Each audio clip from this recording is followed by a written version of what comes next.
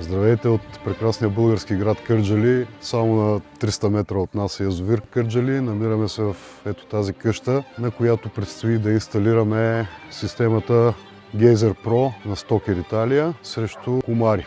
Както виждате, в близост има едно огромно дере, което представлява източник за всякакви насекоми. Ще ви покажем части от монтажа и накрая завършената система, след което нашите клиенти ще си пият спокойно питието навън вечер. Отваряме кашона с основната система. Сега ще ви покажем и какво съдържа той.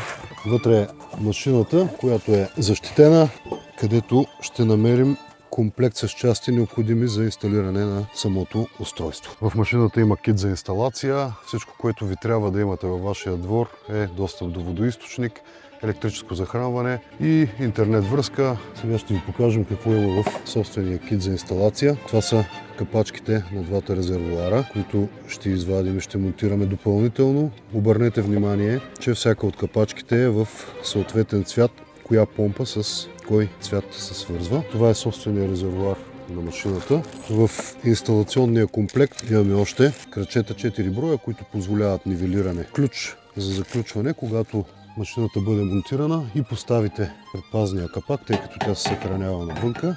Тъй като машината работи с захранване от 220 волта, когато се монтира, тази част се добавя тук, така че когато се постави предпазния капак, единственото, което да излиза от машината е кабела на захранването и нищо друго. Всяка машина има собствена инструкция за инсталация, два шлауха, които се монтират в захранващите резервоари и две тръби, които се вкарват в двата резервоара.